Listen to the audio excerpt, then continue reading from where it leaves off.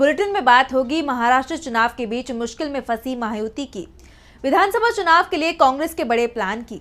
देखेंगे अचानक क्यों पटना पहुंच रहे हैं बीजेपी अध्यक्ष जेपी नड्डा, झारखंड में क्यों दल बदलुओं के भरोसे दिख रही है बीजेपी, जानेंगे ईवीएम पर उठे सवालों को और बुलेटिन के आखिर में देखेंगे केजरीवाल के केंद्र सरकार पर बड़े आरोपों को। लेकिन दिन भर के तमाम बड़ी खबरों से पहले एक नजर आज की सुर्खियों पर। वाहेगुरु जी का खालसा वाहेगुरु जी की फतेह। सारे पंथ नूं सारे जग नूं ਲੱਖ ਲੱਖ ਵਧਾਈਆਂ ਹੋਣ ਬੰਦੀ ਛੋੜ ਦਿਵਸ ਅਤੇ ਦੀਵਾਲੀ ਦੇ ਪੁਰਬ ਦੀਆਂ। ਮਹਾਨ ਗੁਰੂ ਪਾਤਸ਼ਾਹ ਜੀ ਦੇ ਬੰਦੀ ਛੋੜ ਦਿਵਸ ਨੂੰ ਤੇ ਮੈਂ ਸਾਰੇ ਪੰਥ ਲੱਖ ਲੱਖ ਵਧਾਈਆਂ। ਦਾਸ ਬਹਾਦਰ ਸਿੰਘ ਵਨ ਵੀਰ ਮੈਡੀਕਲ ਗਰੁੱਪ ਹਸਪੀਟਲ ਹੀਰਾ ਪੀਰੀ ਇੰਡੀਆ। वाहेगुरु जी का खालसा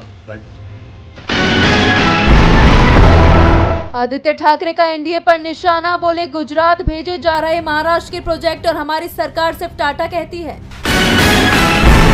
देश में जातिगत और आर्थिक जनगणना कराएगी तेलंगाना सरकार, 6 नवंबर से शुरू होगा सर्वे। कांग्रेस ने केदारनाथ में उपचुनाव के बीच राज्यपाल गुरमीत सिंह के दौरे पर उठाए सवाल, आचार संहिता के उल्लंघन के लगाए आरोप। लाल निशान पर बंद हुआ शेयर बाजार, 426 अंकों की गिरावट के साथ 79,942 पर बंद हुआ सेंसेक्स, तो वहीं 126 अंकों की गिरावट के साथ 24,340 पर बंद हुआ Nifty. Gupta medical store main market Bhira Kheri pro प्रधान अशोक गुप्ता की तरफ से ग्राम प्रधान सचिव अधिकारियों व कर्मचारियों एवं समस्त ग्राम वासियों क्षेत्र वासियों एवं देशवासियों को धनतेरस, दीपावली, गोवर्धन पूजा, भैया दूज व छठ पूजा की हार्दिक शुभकामनाएं। ये तो थी सुर्खियां। अब बात आज की सबसे बड़ी खबर की। महाराष्ट्र विधानसभा चुनाव में नामांकन भरने के बाद भी महायुति में तस्वीर साफ होती नहीं दिख रही है। बीजेपी और उसके सहयोगी दलों में बगावत हो गई है। कई सीटों पर महायुति के दल ही आमने सामने आ गए हैं, तो दूसरी तरफ महाविकास अघाड़ी ने साफ कर दिया है कि गठबंधन में किसी भी सीट पर फ्रेंडली फाइट नहीं होगी। तो कैसे चुनाव में एमबीए के आगे कमजोर पड़ रहा है महायुति, देखिए इस रिपोर्ट में। विद्या हेल्थ केयर कुकरा रोड भीरा खीरी डॉक्टर सुमन सिंह स्त्री एवं प्रसूति रोग विशेषज्ञ, doctor Surendra Singh general physician की तरफ से ग्राम प्रधान सचिव अधिकारियों व कर्मचारियों एवं समस्त ग्राम वासियों क्षेत्र वासियों एवं देशवासियों को धनतेरस, दीपावली, गोवर्धन पूजा, भैया दूज व छठ पूजा की हार्दिक शुभकामनाएं। महाराष्ट्र विधानसभा चुनाव में नामांकन की तारीख खत्म हो चुकी है। राज्य की 288 सीटों पर कुल 7,995 उम्मीदवारों ने नामांकन दाखिल किए हैं।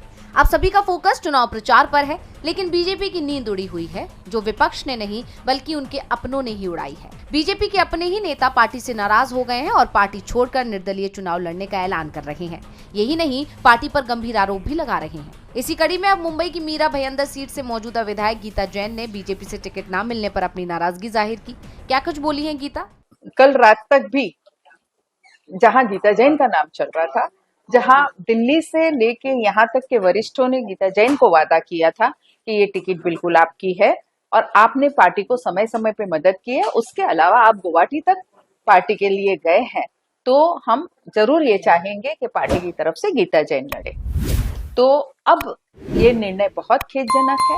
और ये क्यों निर्णय हुआ, अब ये नेक्स्ट क्वेश्चन आप पूछे, उसके पहले मैं बता देती हूँ कि ये क्वेश्चन अपने वरिष्ठों को जरूर पूछना चाहिए कि ये निर्णय आपके लेने के पीछे की मजबूरी क्या थी। गीता जैन ने घोषणा की कि वो फिर से निर्दलीय उम्मीदवार के तौर पर चुनाव लड़ेंगी। यहाँ तक कि गीता जैन ने ये भी आरोप लगाया कि बीजेपी भ्रष्टाचारियों को टिकट दे रही है। सिर्फ गीता जैन ही नहीं बल्कि एनडीए के कई नेताओं ने अपनी पार्टी के खिलाफ मोर्चा खोल दिया है। महायुति ने 80 बागियों की पहचान की है जिन्होंने नामांकन भरा है।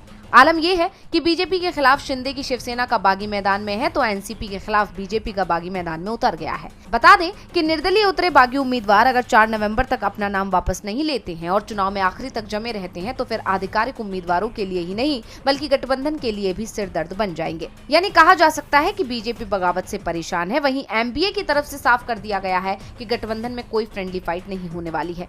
जिनको एबी फॉर्म दिया है सिर्फ वही लड़ पाएंगे, जिन सीटों पर फॉर्म नहीं दिया गया है उन्हें नाम वापस लेना होगा। यानी कहा जा सकता है कि फिलहाल सिर्फ एनडीए में घमासान मचा हुआ है। अब देखना होगा कि बीजेपी इसे खत्म कर पाती है या नहीं। राजेश अग्रवाल, राज लक्ष्मी प्रोडक्ट्स, पता भीरा पलिया रोड मझोरा के पास इंटरलॉकिंग, वायर फैशिंग, खंबे व अन्य कार्यों के लिए संपर्क करें। राजेश अग्रवाल, राज लक्ष्मी प्रोडक्ट। महायुति की बगावत से बीजेपी हाईकमान भी बैकफुट पर दिखाई दे रहा है। उसे बड़ी हार का डर भी दिख रहा है। गठबंधन के नेता चुनाव प्रचार की जगह बागियों को मनाने में जुट गए हैं, तो दूसरी तरफ कांग्रेस ने चुनाव अभियान तेज कर दिया है। बीजेपी के खिलाफ बड़ा अभियान भी शुरू किया गया है। तो क्या है कांग्रेस और उसके गठबंधन सहयोगियों की रणनीति? देखिए रिपोर्ट। महाराष्ट्र विधानसभा चुनाव में सभी राजनीतिक दल जनता को अपने पाले में लाने के लिए जी तोड़ मेहनत कर रहे हैं। हर कोई प्रमोशन में जुटा हुआ है। एमवीए और महायुति जमकर रैलियां कर रहे हैं और एक दूसरे पर हमलावर हैं। इस बीच कांग्रेस ने अपना कैंपेन सॉन्ग जारी किया है। कांग्रेस का कैंपेन सॉन्ग इस वक्त राजनीतिक गलियारों में चर्चा में है। इस दौरान कांग्रेस ने महाराष्ट्र सरकार की विफलताओं को गिनाया और महायुति गठबंधन को भ्रष्टा युति करार दिया। गाने के जरिए दिखाया गया है कि कांग्रेस नेताओं की एक बड़ी टीम मैदान में उतर चुकी है। साथ ही इस गाने में कहा गया है कि कांग्रेस ने रोजगार, संविधान की रक्षा और महिलाओं के विकास पर फैसला किया है। वहीं कांग्रेस प्रदेशाध्यक्ष नाना पटोले ने कहा कि महायुति में महाभारत चल रहा है और बीजेपी शकुनी की भूमिका में है, जो शिंदे और अजित के साथ खेला कर रही है। बीजेपी ने शिंदे और अजित पवार को इस चुनाव के जरिए खत्म कर दिया है। इस बीच खबर आ रही है कि 6 नवंबर को नागपुर में संविधान बचाओ आंदोलन का आयोजन किया जाएगा। कांग्रेस सांसद राहुल गांधी और पार्टी अध्यक्ष मल्लिकार्जुन खड़गे इसमें शामिल होंगे। इस दौरान पार्टी घोषणा पत्र का भी ऐलान करेगी। उसके बाद शाम 6 बजे मुंबई एमवीए की बड़ी सभा बीकेसी में होगी, जिसमें उद्धव ठाकरे, शरद पवार आदि नेता शामिल होंगे। महाराष्ट्र विधानसभा चुनाव में बीजेपी और उसका गठबंधन मुश्किल में फंस गया है, तो बिहार में भी बीजेपी की परेशानी कम होती नहीं दिख रही है। नीतीश कुमार के पलटी मारने के संकेत मिल रही हैं। खबर है कि नीतीश बीजेपी से दूर जाने के लिए अब ऐसे कदम उठा रही हैं जिससे बीजेपी खुद ही जेडीयू से अलग हो जाए। और अब खबर आ रही है कि जेपी नड्डा पटना जा रही हैं। बिहार एनडीए में खटपट की खबरें सामने आती ही रही हैं। सीएम नीतीश कुमार की बीजेपी से नाराजगी की खबरें किसी से छुपी नहीं है और अभी ये नाराजगी साफ जाहिर हो रही है और सवाल उठ रहे हैं कि क्या नीतीश जल्द ही बीजेपी के साथ खेला कर सकते हैं। ऐसे में डैमेज कंट्रोल का जिम्मा बीजेपी अध्यक्ष जेपी नड्डा ने ले लिया है। नीतीश को मनाने के लिए जेपी नड्डा बिहार जा रही हैं। खबर है कि 7 नवंबर को जेपी नड्डा पटना पहुंचेंगे। छठ पूजा के दिन संध्या अर्घ्य में जेपी नड्डा शामिल होंगे। मुख्यमंत्री नीतीश कुमार के साथ छठ घाट पर जेपी नड्डा इस महापर्व को देखेंगे। इस दौरान नीतीश के साथ सीएम आवास पर नड्डा बैठक भी करेंगे, जिसमें दोनों ही दलों के कुछ नेता शामिल हो सकते हैं। इस बैठक में बीजेपी और जेडीयू के बीच चल रहे टकराव को सुलझाने की कोशिश की जाएगी। खास तौर पर रणनीति के स्तर पर जिस तरह से जेडीयू और बीजेपी के नेताओं में टकराव शुरू हुआ है, उसके बाद जेडीयू के एनडीए छोड़ने की बातें शुरू हो गई हैं। दरअसल सीएम नीतीश कुमार ने 28 अक्टूबर को एनडीए की बैठक बुलाई थी। इस दौरान बिहार में होने वाले उपचुनाव और 2025 के विधानसभा चुनाव को लेकर चर्चा हुई। बैठक में नीतीश कुमार ने केंद्रीय मंत्री गिरिराज सिंह और बीजेपी के पूर्व प्रदेश अध्यक्ष संजय जायसवाल का नाम लिए बिना कहा कि इन दोनों नेताओं के चलते उन्होंने एनडीए छोड़ा था और इस बार भी हालात 2022 जैसे ही बनते दिखाई दे रही हैं। नीतीश पलटी मार न जाए, इसलिए जेपी नड्डा आनन फानन में बिहार आ रही हैं। लेकिन क्या नड्डा के दौरे से बीजेपी और जेडीयू के बीच संबंध सामान्य हो पाएंगे? इस पर भी सभी की नजरें टिकी हुई हैं। नीतीश को मनाने की कोशिश बीजेपी की तरफ से फिर शुरू कर दी गई है, लेकिन परेशानी ये भी है कि अगर नीतीश की बात मानी गई तो बीजेपी को बड़ा नुकसान हो जाएगा। वैसे भी इस समय देश में पार्टी के खिलाफ माहौल दिख रहा है। झारखंड, जहां विधानसभा चुनाव हो रही हैं, वहां बीजेपी अपने नेताओं की जगह दूसरे दल के नेताओं के भरोसे दिख रही है। जमकर दल बदलों को टिकट दिए गए हैं, लेकिन ये दाव उस पर उल्टा भारी पड़ता दिखाई दे रहा है। झारखंड में विधानसभा की 81 सीटों पर चुनाव हो रहे हैं। 2 चरणों में होने वाले इस चुनाव के लिए नामांकन दाखिल करने का काम खत्म हो चुका है और किस पार्टी से किस सीट पर कौन सा उम्मीदवार मैदान में है, इसे लेकर भी तस्वीर साफ हो गई है। लेकिन इस बीच राज्य में बीजेपी पर बड़ा आरोप लगा है और ये आरोप किसी और ने नहीं बल्कि बीजेपी के ही नेताओं ने लगाया है। बीजेपी पर आरोप है कि उसने टिकट बंटवारे में स्थानीय और पुराने नेताओं की अनदेखी की है। इसे लेकर पार्टी में बड़े पैमाने पर बगावत भी देखने को मिली है। बीजेपी ने जेएमएम से आए पूर्व मुख्यमंत्री चंपाई सोरेन को सरायकेला और उनके बेटे बाबूलाल सोरेन को घाटशिला सीट से उम्मीदवार बनाया है। जेएमएम से आए लोब्रिन हेम्ब्रम को बोरियो और सीता सोरेन को जमताड़ा, कांग्रेस से आई डॉक्टर मंजू देवी को जमुआ और गीता कोड़ा को जगन्नाथपुर, एनसीपी से आए कमलेश कुमार सिंह को हुसैनाबाद और सहयोगी दल आजसू से आए रोशन लाल चौधरी को बड़का गांव सीट से बीजेपी ने उम्मीदवार घोषित किया है। वैसे देखा जाए तो पार्टी के प्रदेश अध्यक्ष बाबूलाल मरांडी वो भी जेवीएम से बीजेपी में आए हैं, लेकिन बाबूलाल मरांडी 4 साल पहले बीजेपी में आए थे, इसलिए उनको लेकर पार्टी में बहुत ज्यादा विरोध नहीं है।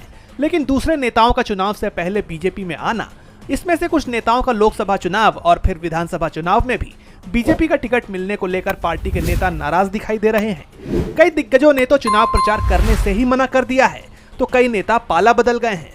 किसी ने पार्टी बदल ली तो किसी ने निर्दलीय चुनाव लड़ने का ऐलान कर दिया। बगावत करने वाले प्रमुख पार्टी नेताओं के नाम हैं लुइस मरांडी, बास्को बेरा, लक्ष्मण टुडू और गणेश महली।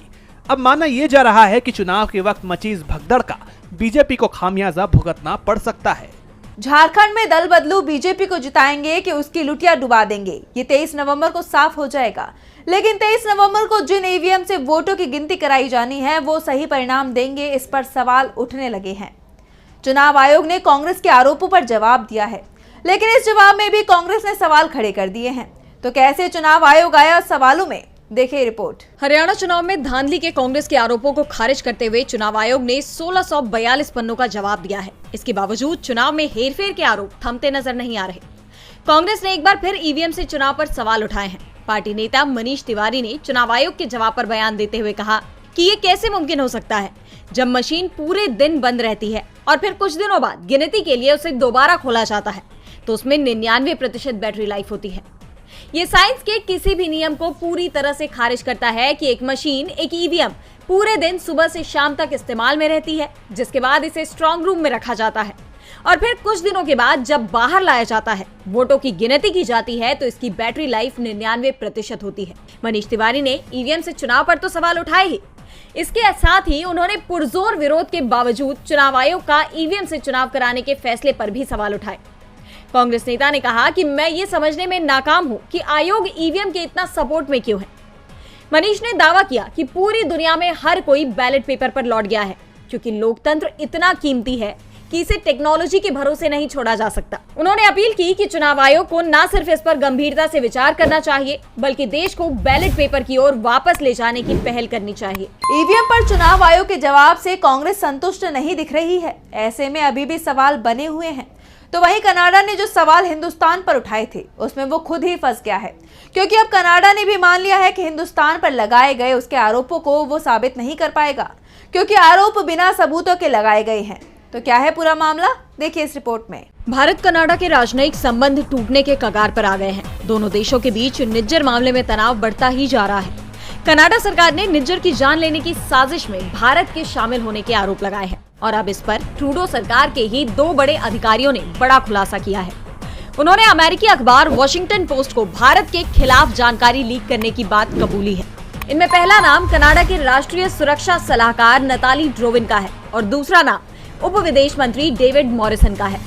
मॉरिसन ने संसदीय समिति के सामने स्वीकार किया है कि उन्होंने हिंदुस्तान के केंद्रीय गृह मंत्री अमित शाह के बारे में अमेरिकी अखबार वॉशिंगटन पोस्ट को जानकारी दी थी।